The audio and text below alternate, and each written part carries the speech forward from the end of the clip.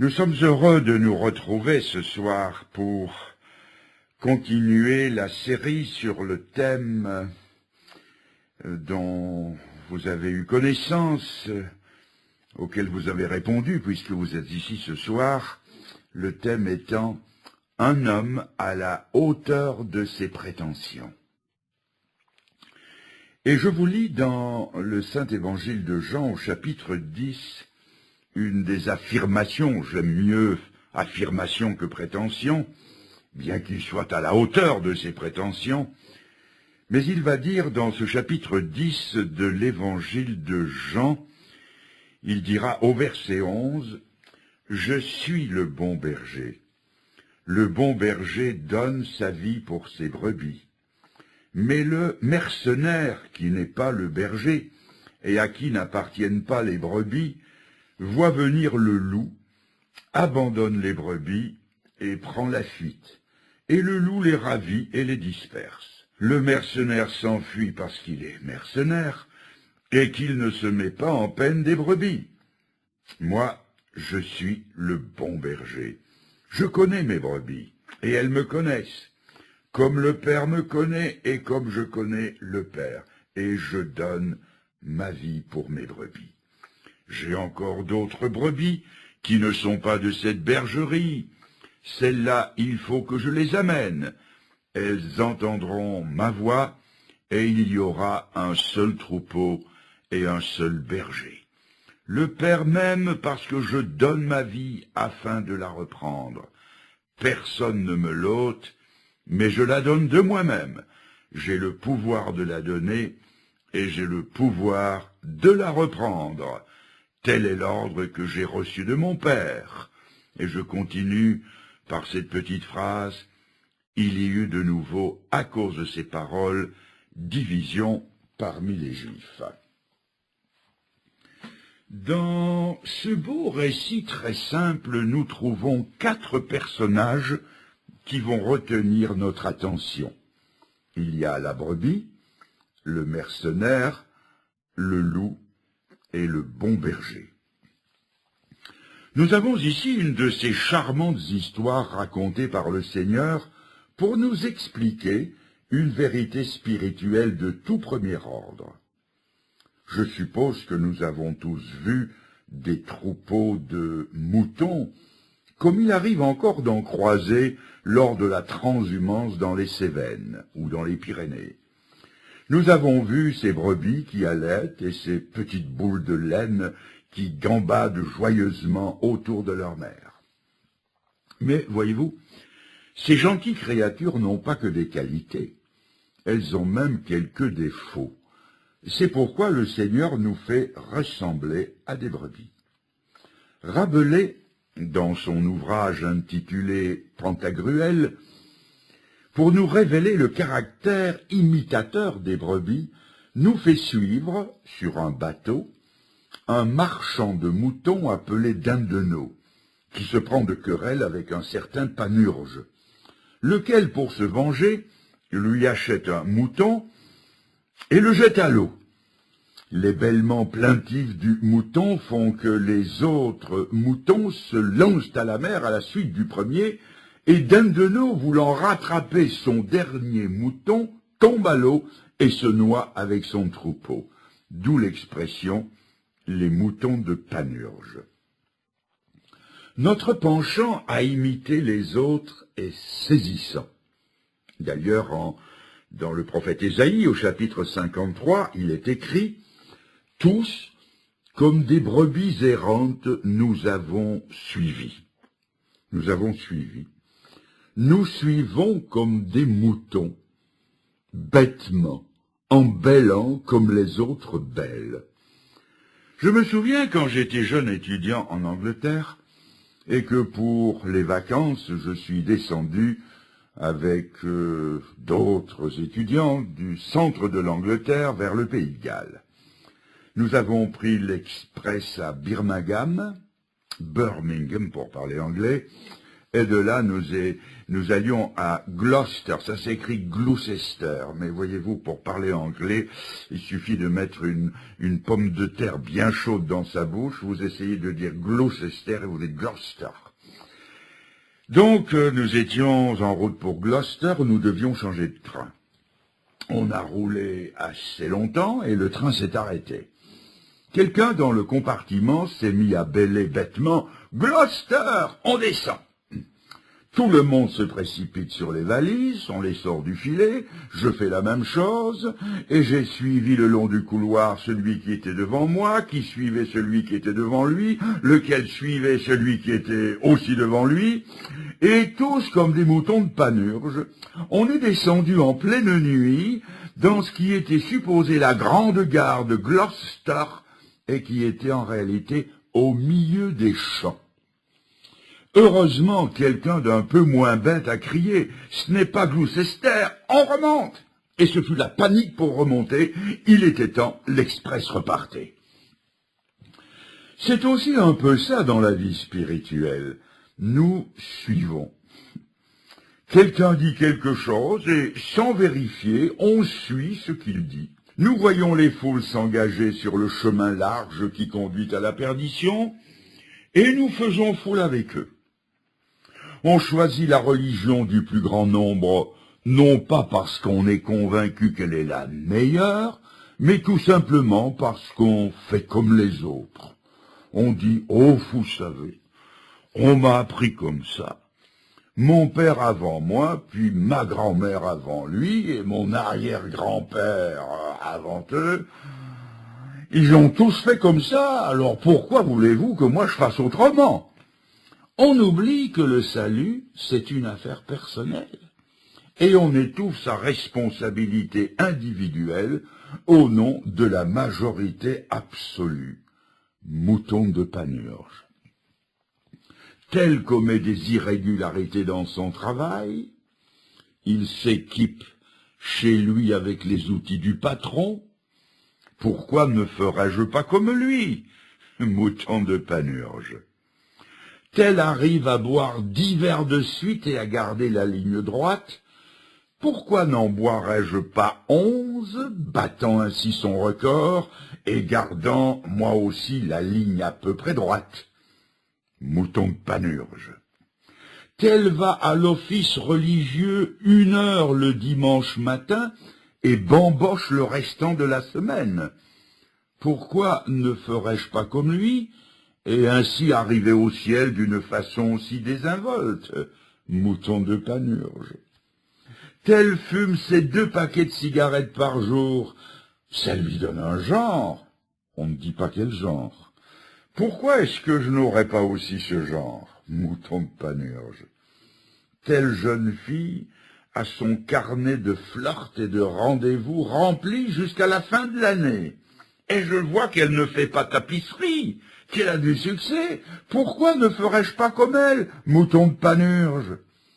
Tel mécano serre ses boulons, répare ses tracteurs en jurant, blasphémant. Pourquoi est-ce que je ne ferais pas comme lui, d'autant plus que sa mécanique se répare, Mouton de Panurge? Oui, nous avons souvent été des moutons de Panurge. On a fait comme les autres. On a suivi.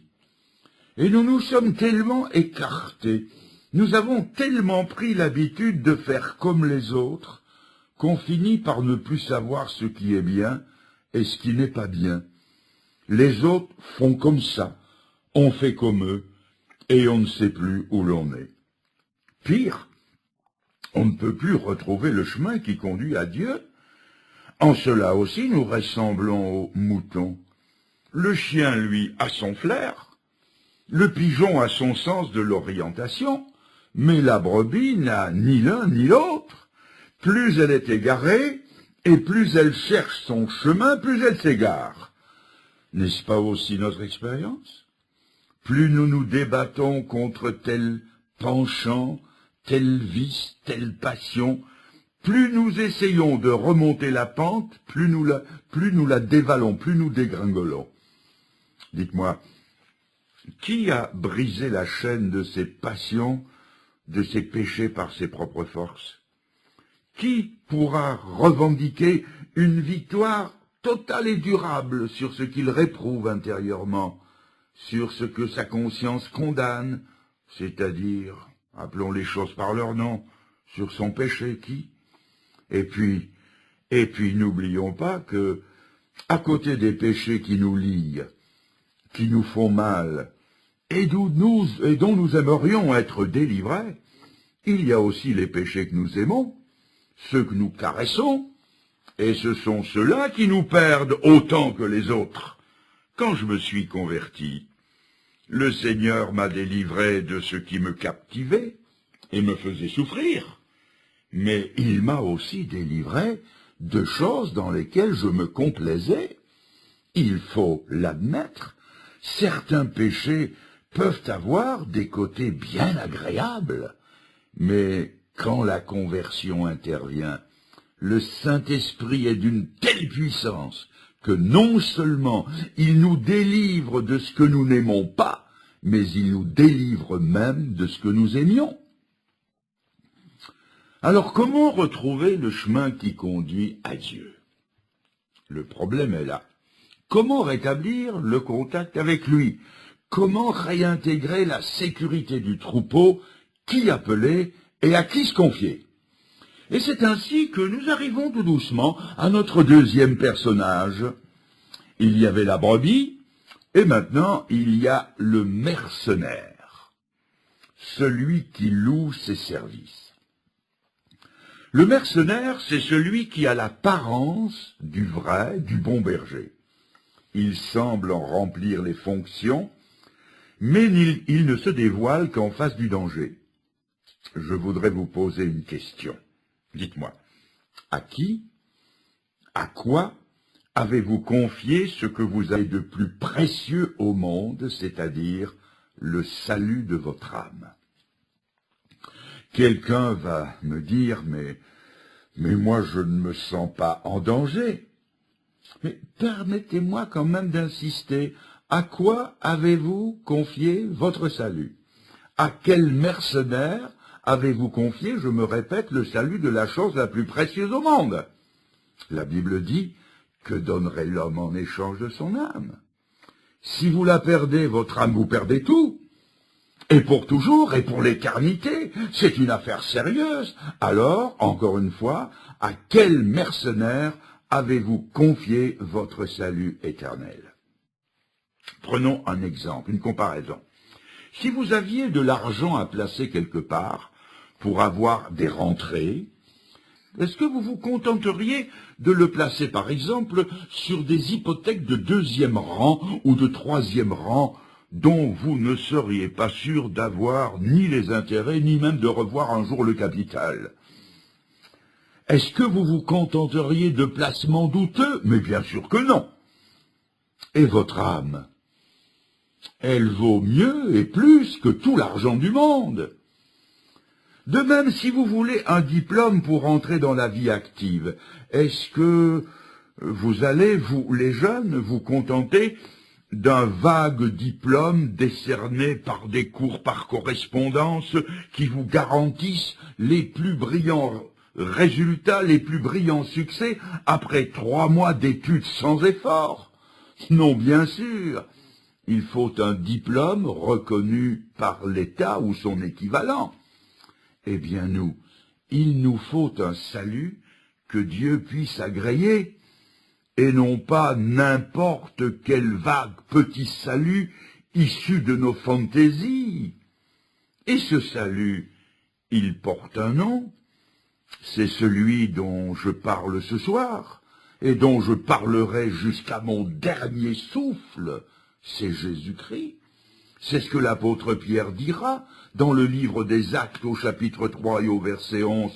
Sous le ciel, il ne nous a été donné aucun autre nom par lequel nous puissions être sauvés. Et le Seigneur Jésus a dit, je suis le chemin, la vérité, la vie, nul ne vient au Père que par moi. Si vous vous confiez dans votre religion particulière, fût-elle la mienne, dans votre système de morale, dans vos bonnes œuvres, dans vos efforts, ou dans quoi que ce soit en dehors de Jésus-Christ, vous êtes sous la garde d'un mercenaire. Il a peut-être bel apparat, il est peut-être dûment mitré, crossé, avec des titres ronflants de « Monseigneur » ou « Son Éminence ». Au jour du jugement, ce mercenaire-là en aura bien assez à répondre pour lui-même pour qu'il puisse rien faire pour vous. Un mot sur les sectes en passant. Il faut être sur ses gardes, car les sectes sont de terribles mercenaires. Les sectes se reconnaissent facilement. Ce qui les caractérise, c'est que leurs dirigeants, alors retenez bien cela, leurs dirigeants s'autoproclament être les seuls à posséder la vérité et à avoir seuls le droit d'en décider. Elles ont toujours à leur tête quelques gourous, quelques pontifes, dont certains vont jusqu'à prétendre à l'infaillibilité. Qu'elles soient minoritaires ou majoritaires, qu'elles aient quelques milliers d'adeptes ou des centaines de millions, cela ne change rien à la chose. Elles manipulent les âmes en plaçant leur enseignement au-dessus de la Bible. Un petit mot de 2 lettres les identifie. C'est la conjonction « et ». E-T, et. Il y a la Bible et ce qui est en plus de la Bible. Il y a la Bible et la tour de garde, par exemple. Il y a la Bible et Joseph Smith. Il y a la Bible et la tradition. Et ça continue. Ça, c'est la caractéristique des sectes. Nous avions là notre deuxième personnage. Le premier, c'était la brebis. Le deuxième, c'est le mercenaire. Et le troisième, maintenant, c'est le loup. Je vous le demande, quelle brebis peut résister à un loup? Imaginez que quand le loup se présente, la brebis fasse état de ses services en lui disant « Messire loup, toute ma vie, j'ai donné de ma laine et de mon lait. » Va-t-elle invoquer le pédigré sélectionné de ses ancêtres? Il s'en moquera comme de sa première fourche. Va-t-elle essayer de lui résister? Si elle est seule, elle périra. Arrivé à ce point, peut-être me reprocherez-vous de ne pas connaître mes classiques. Vous allez me dire, et la petite chèvre de Monsieur Seguin? Ah, cette brave petite chèvre, qui rêvait à la montagne, où l'herbe était fine, savoureuse, dentelée. Et le pauvre Monsieur Seguin, qui aimait sa petite Blanchette, il avait beau rallonger sa longe, c'était toujours trop court pour la petite, à qui plus rien n'allait. Et un beau jour, elle est partie dans la montagne. Elle a été heureuse tout un jour. Et quand la nuit est venue, le loup est venu aussi. Elle a pensé à la Renaud de son aïeul qui, à ce qu'il paraît, avait résisté au loup jusqu'à ce que les étoiles pâlissent. Elle a donné de la corne, elle a résisté au loup, mais ce n'était qu'une histoire. Et une histoire qui a fini par où elle aurait dû commencer, c'est-à-dire que le loup se jeta sur elle et la mangea. De même, mes amis, que ferez-vous le jour où vous aurez affaire à votre accusateur? Car il y a quelqu'un que la Bible appelle l'accusateur. Il est aussi écrit de lui qu'il est le menteur dès le commencement. Mais il y a des moments où le menteur ne ment pas, parce qu'il n'a pas besoin de mentir. Quand il accuse quelqu'un, il n'a pas besoin de mentir, il n'a qu'à dire la vérité. Et c'est ce qu'il fait. Il nous pousse dans le péché. Il nous fait voir que ce n'est pas grave. Et puis, quand nous y sommes tombés, il va immédiatement nous accuser devant Dieu. C'est ce qui est arrivé à Sodome et Gomorrhe. Le péché de ces 2 villes fait une remontée en flèche aujourd'hui. Il les a fait tomber dans cet horrible péché, puis il est allé les accuser devant Dieu. Il a mis la justice de Dieu en branle contre eux pour les détruire. Que ferons-nous le jour où il nous accusera? Quelle résistance opposer à ces accusations? Comment faire face à nos souvenirs, à notre passé? Imaginez un peu, jeunes gens, que tout ce que vous avez pensé, tout ce que vous avez fait, tout ce que vous avez dit, soit passé sur le grand écran du grand trône blanc, en mouvement, en couleur, en 3 dimensions, et porté à la connaissance de tout l'univers. C'est la dernière chose au monde à laquelle je voudrais faire face à ma vie passée, à moins que cela ne soit pardonné, effacé, oublié, tout est là. Mais comment faire? Quand une brebis est attaquée par le loup, sa seule ressource est de crier à l'aide. De même, notre seul salut, c'est de crier au secours, de crier au Seigneur, au Sauveur. En Angleterre, dans une grande usine de textile où les machines étaient très compliquées, il y avait sur chaque machine une petite affiche qui disait ceci: « Si vos fils s'entremêlent, n'essayez pas de les démêler vous-même, appelez le contremaître. » Et parmi ces centaines de travailleuses, il y en avait une femme très habile. Et un jour, ses fils se sont entremêlés. Se croyant assez habile, elle a essayé de les démêler, et elle n'est arrivée qu'à les emmêler davantage, et elle fut bien obligée d'appeler le contremaître. Du premier coup d'œil, il vit qu'elle avait essayé de démêler les fils, et il lui dit: « Madame, vous avez essayé malgré la fiche qui l'interdit. » Et de mauvaise humeur, elle a dit: « J'ai fait de mon mieux. » Son chef lui a répondu: « Madame, la prochaine fois que ça arrivera, rappelez-vous que le mieux que vous puissiez faire, c'est de m'appeler. » Mes amis, c'est là notre situation.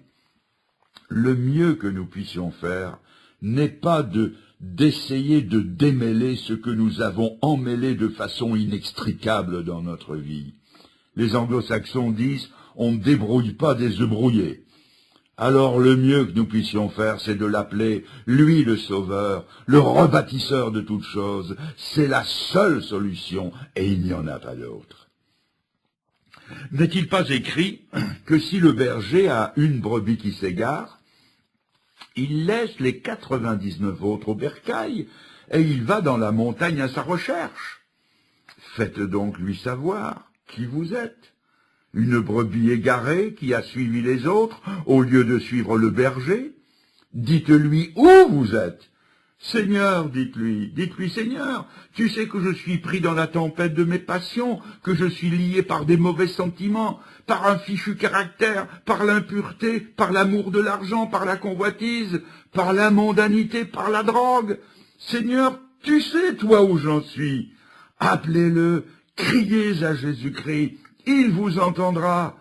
Vous le verrez dévaler les collines, se meurtrir les mains, les pieds, il viendra, il vous enveloppera dans ses bras qui ont été tendus à la croix. Il vous serrera sur son cœur qui a éclaté à la croix parce qu'il est mort d'un cœur brisé. Il penchera sur vous un front qui porte encore les marques de la couronne d'épines. Et quand vous l'aurez appelé et qu'il sera près de vous, alors seulement vous comprendrez que cette main percée qu'il vous tend devrait être une main vengeresse. Et voici, c'est une main salvatrice. Le cœur sur lequel il vous serre devrait vous haïr, et voici, il vous aime. Ce front devrait être marqué d'un pli dur, et il y a une expression sereine. Il devrait être, vous le comprendrez alors, il devrait être votre bourreau, et il devient votre sauveur. L'enfer devrait vous recevoir, et c'est le ciel qui s'ouvre. Voilà l'amour du sauveur. Il a quitté la gloire, le bien-être du ciel, lui duquel il est écrit, de riche qu'il était, il s'est fait pauvre afin que par sa pauvreté nous fussions enrichis.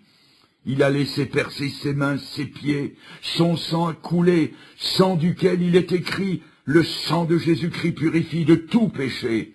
Chacun de nous doit décider, ou périr ou l'appeler, et vivre sous son joug duquel il est dit, mon joug est facile. Jésus vous veut. Il veut vous voir rentrer dans son bercail aujourd'hui, et par la puissance qu'il mettra en vous, il veut vous voir vivre une vie digne de l'honneur qu'il vous fait. Parce que, voyez-vous, quand Jésus sauve, c'est à lui désormais qu'on appartient, non plus aux mercenaires, ni à soi-même, comme c'est écrit de ceux qui sont sauvés dans la première épître aux Corinthiens, chapitre 6, verset 19. Vous ne vous appartenez pas à vous-même. On ne peut plus être à la fois dans le bercail du bon berger et dans le monde. Il y a un choix à faire entre les deux. Un jour, un homme d'affaires récemment converti, qui fréquentait habituellement des lieux très mondains, et qui n'était pas encore bien instruit dans les voies du Seigneur, reçut une invitation pour un rendez-vous très mondain. En arrivant, son hôte le salua et lui dit « Ah, que je suis content de vous voir et de me rendre compte que ce qu'on raconte n'est pas vrai. »« Pardon, que voulez-vous dire ? » ?»« Eh bien, on raconte que vous êtes converti, et en vous voyant ici, je me rends compte que ce n'est pas vrai. » Cueilli à froid, il balbutia, mais comment ce n'est pas vrai ? Mais c'est vrai. Se ressaisissant, il dit, ah, je comprends. Vous voulez dire que cet endroit n'est pas fait pour un chrétien. Vous avez raison, et vous ne m'y verrez plus. Et disant adieu à son hôte, il s'éloigna de son dernier rendez-vous mondain.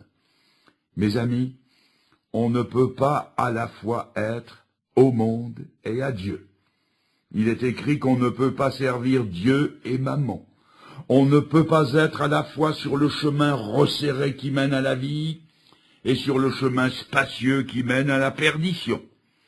Dans l'évangile de Matthieu au chapitre 25, on arrive au règlement final de toutes choses. Il y a là les brebis et les béliers, image que le Seigneur donne des sauvés et des perdus. Le Seigneur, le grand berger, va faire le triage entre le vrai et le faux. Oh, moi, je me tromperai certainement, mais lui, le berger, s'y connaît et il ne se trompe pas.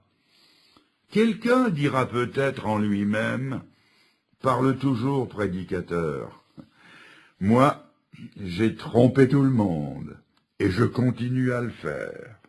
Je trompe les responsables de mon église, je trompe les anciens, je trompe mon pasteur, je trompe tous mes amis, je joue à la brebis. Vous me donneriez le bon Dieu sans confession, tellement j'ai belle apparence. Mais je sais très bien que ma nature, mon cœur, mon caractère, rien n'a été changé, et personne n'y voit rien. C'est vrai, vous pouvez tromper les hommes, seulement vous ne pouvez pas tromper Dieu. Et finalement, c'est vous que vous trompez. C'était en Alsace il y a quelques années, dans une soirée, j'avais parlé des Israélites quittant l'Égypte en route pour la terre promise. Ils ont l'armée des Égyptiens sur les talons. Ils sont acculés à la mer. Ils n'ont plus qu'une seule issue, croire la parole de Dieu et s'engager par la foi dans la mer Rouge. Israël descend dans la mer Rouge que Dieu met à sec devant eux et, alors suivez bien ça, et les Égyptiens en font autant. Oui, mais ils l'ont fait sans changer de camp, sans être convertis. Et le résultat, c'est que la mer s'est refermée et a englouti les Égyptiens. Le lendemain de cette soirée-là, je reçois la visite d'une jeune femme, heureuse maman de 2 jeunes enfants. Elle est venue me raconter son histoire, et elle a commencé par ces mots. Elle m'a dit, « Monsieur, je suis une hypocrite. Le Seigneur m'a parlé hier soir. Je me suis rendu compte que, comme les Égyptiens ont imité le peuple de Dieu, sont entrés dans la mer Rouge sans changer de camp, moi aussi, j'imitais les chrétiens, mais je n'avais pas changé de camp. J'ai été élevé dans une famille chrétienne, j'ai suivi les principes de mon église évangélique, je suis même passé par les eaux du baptême, tel qu'on me l'a enseigné chez nous, non pas comme enfant, mais comme adulte et responsable de mes décisions. J'ai épousé un jeune homme de l'Assemblée, nous avons 2 enfants, et hier soir, je me suis rendu compte que je n'avais pas changé de camp, que je faisais comme les autres. Je marchais avec les autres, mais je n'étais pas sauvé. Et elle m'a redit, « Je suis une hypocrite. » Savez-vous ce que je lui ai répondu? Je lui ai répondu, « Madame, des hypocrites comme vous, j'aimerais bien en rencontrer 100 tous les jours. Des hypocrites qui le savent, qui le reconnaissent et qui le regrettent et s'en repentent. » Et là, simplement, elle s'est recueillie, et dans une prière toute simple, presque enfantine, elle a demandé pardon au Seigneur de son hypocrisie, de son esprit d'imitation, et elle s'est donnée à Jésus-Christ. Je termine avec quelques textes de l'évangile de Jean au chapitre 10 qui nous disent que quand on se donne à Jésus-Christ, on reçoit le salut et l'assurance du salut.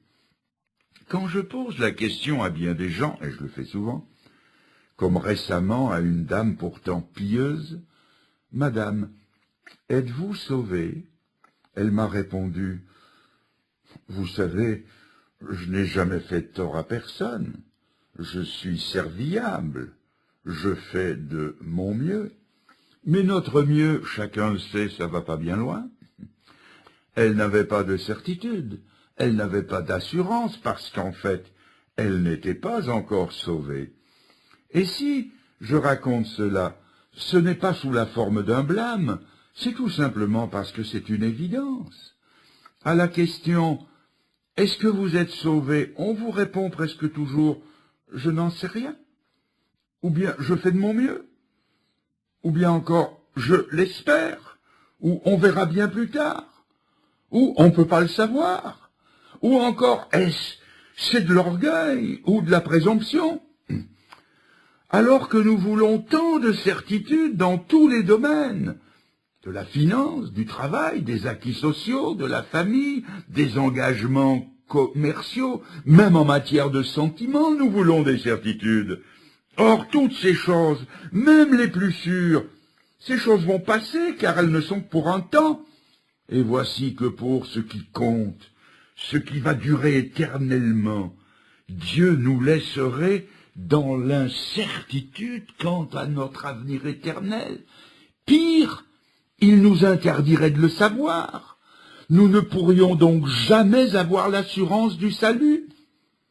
Quand on a Jésus-Christ dans son cœur, on a la certitude du salut.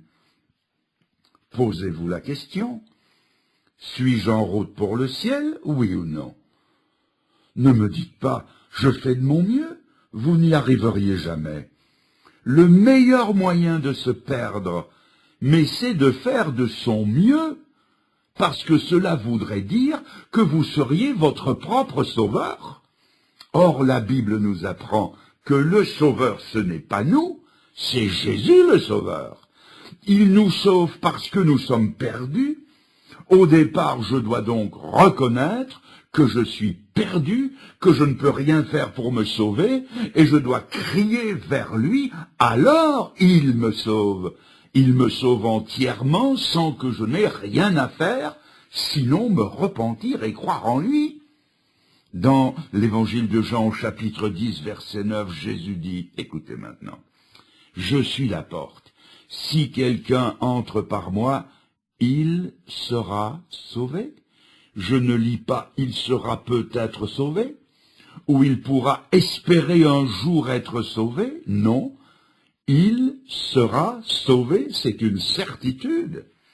Ah, ce jour où j'ai compris que j'étais sauvé, que c'était réglé, vraiment réglé, j'ai versé mes premières larmes de chrétien. J'étais sauvé, j'avais fait la paix avec Dieu, j'étais devenu son enfant.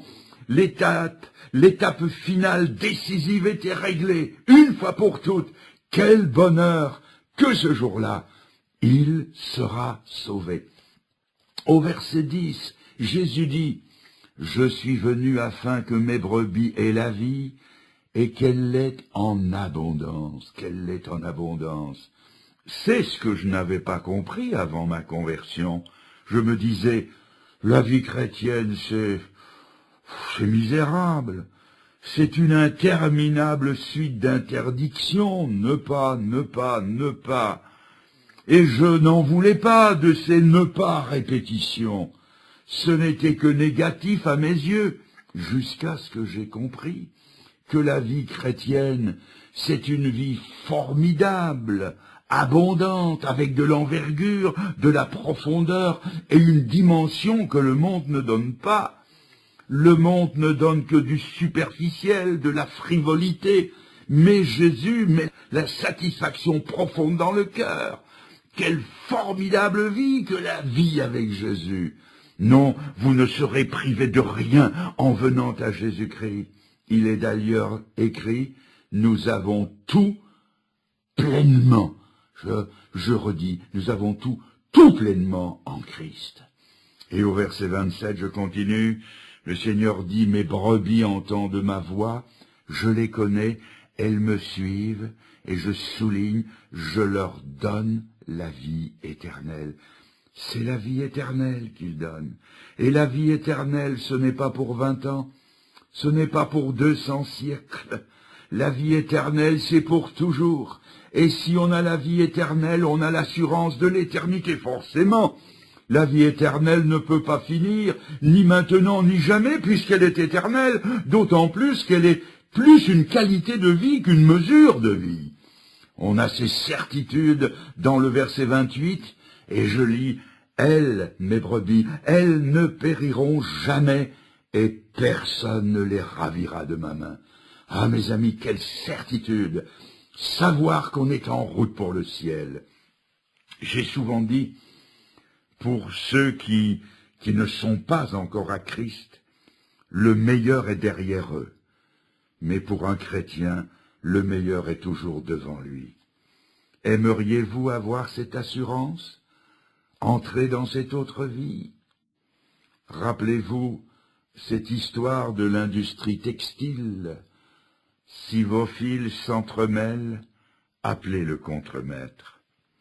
Rappelez-vous la réponse de cette femme, « J'ai fait de mon mieux ». En matière de salut, suivez l'avis du contremaître. Le mieux que vous puissiez faire, c'est d'appeler le Sauveur. Pourquoi ne le feriez-vous pas maintenant? N'est-ce pas l'heure de Dieu pour vous? Dans le monde, on demande des décisions ouvertes. On demande aux gens de prendre position, de manifester, de défiler dans les rues avec pancartes et banderoles. Eh bien, la Bible dit aussi, si tu crois dans ton cœur, et que tu le dis, que tu le proclames de ta bouche, c'est-à-dire ouvertement, tu seras sauvé. Dieu donne une assurance intérieure. Quant à la foi du cœur, on y ajoute la parole de sa bouche, c'est-à-dire quand on le proclame extérieurement. Alors que nous touchons à la fin de cette rencontre, trouvez maintenant le moment de vous recueillir et adressez-vous au berger de votre âme. Appelez-le dans votre vie. Croyez en lui, et puis à la sortie, lorsque nous nous dirons au revoir, au moment de nous serrer la main, dites-le de votre bouche, de votre bouche, dites-le, dites-lui, ce soir, je me suis donné au Sauveur, si tu crois dans ton cœur et que tu le dis de ta bouche. Mais avant la sortie, maintenant, cet instant, nous nous recueillons, et vous pouvez lui dire des paroles. Pour vous aider, je vais en prononcer quelques-unes, lentement, que vous pouvez intérieurement répéter sincèrement.